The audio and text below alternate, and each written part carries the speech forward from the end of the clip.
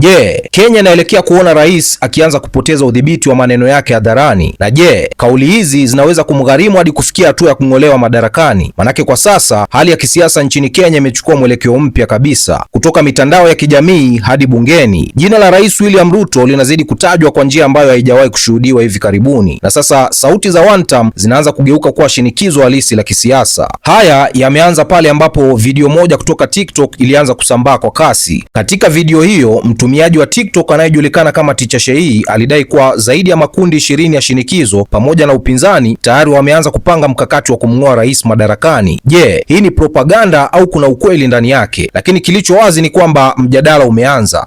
We've got some breaking news. Now, more than 20 lobby groups and the opposition have set the stage for the impeachment of President William Ruto from his seat of presidency.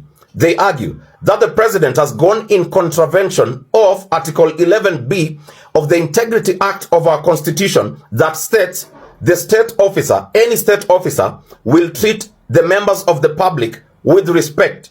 Then number two, they argue that the president has violated Article 34A and B, which states that a state officer, which is the president included, will not bully any member of the public. And therefore, this, they argue, they set the stage for an impeachment of a sitting president.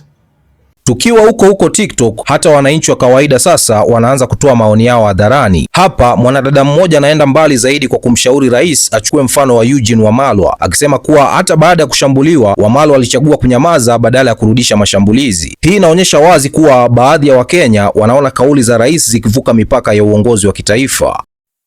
Mr. President, after you've gone on a spree ya kuexpose na kutukana watu, I would love to ask you to borrow a leaf from Wamalwa. Eugene Wamalwa.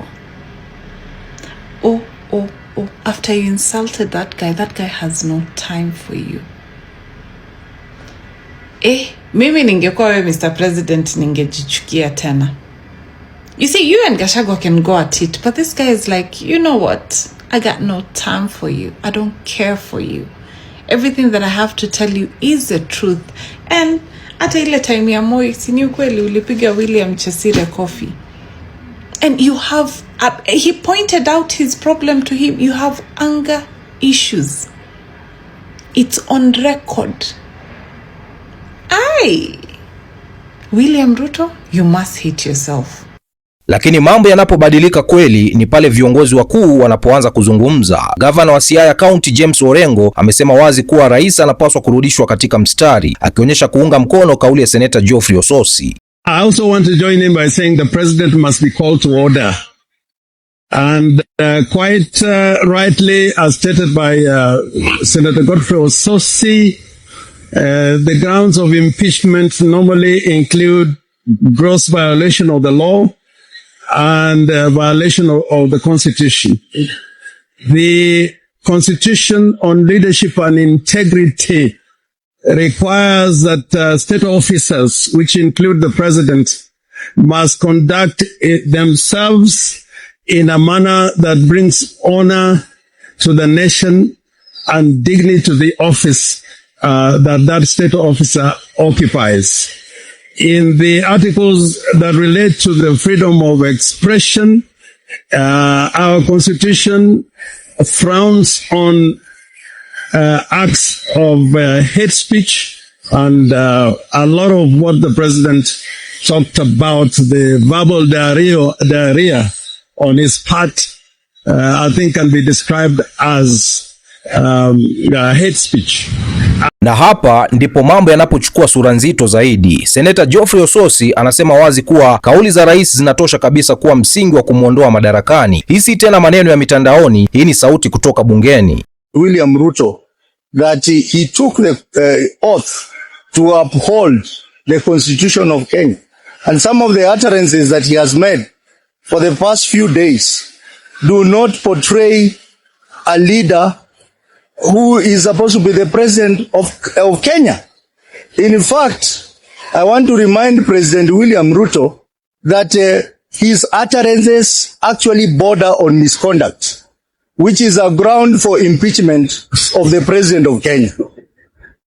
We want a president that will unite this country, a president that respects the constitution, and a president that respects alternative opinion, so that we can have a strong country. Thank you very much. Lakini je, rais mwenyewe anasemaje? Katika ziara yake huko Busia, Rais William Ruto hakuonyesha dalili za kurudi nyuma. Badala yake, amesema wazi kuwa walianza na sasa ataongeza mashambulizi mara mbili. Hii inaonyesha wazi kuwa vita ya kisiasa bado iko mbali kumalizika. Ati kazi yao wanaongea, ati unaona William Ruto amekonda. Ati sijui.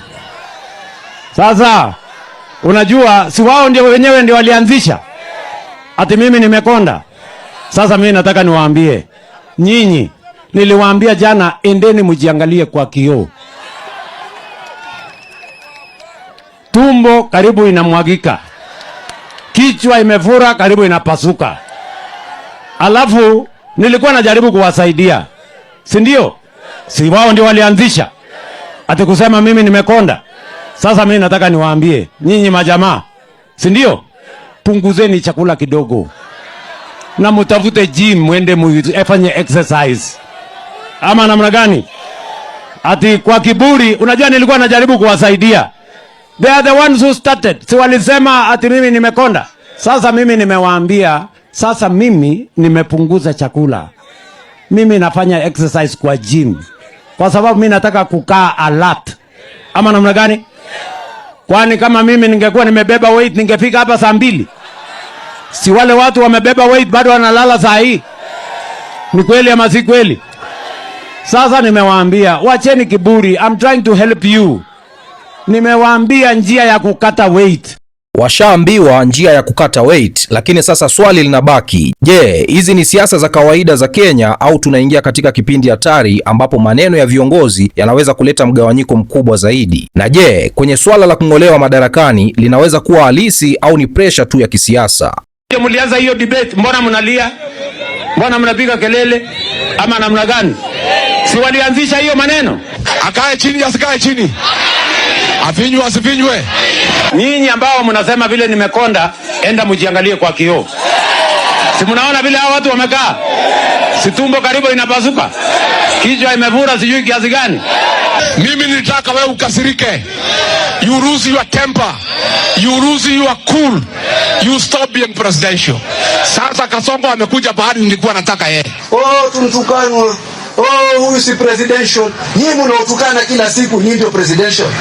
Mimi nimeambia bosi wangu sasa atulize pole.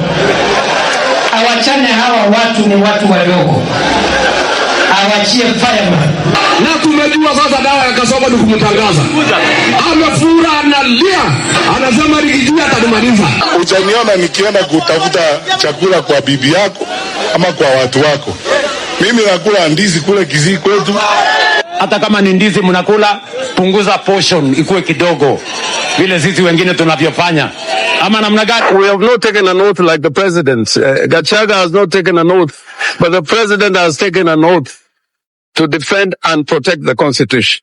So his utterances constitute an abomination, and the only way the president can be called to order is by impeachment or a sanction by way of a resolution in parliament. Unadhani rais anapaswa kupunguza kauli zake au anafanya kile ambacho kiongozi imara anapaswa kufanya? Niachie maoni yako kwenye comment section na usisahau kutufollow au kusubscribe kwa habari kali kama hii hapa Mizuka Media. Bwana, mimi naitwa Rich Mizuka, sauti ya vijana wa Afrika Mashariki. Namba 1 ni mimi, namba 2 ni mimi, namba 3 ni mimi, 4 na 5 na waachia nyinyi hapo. Bwana, tukutane kwenye video ijayo. Sasa ati kuna hata mwingine ati amekuwa hii siasa miaka 50.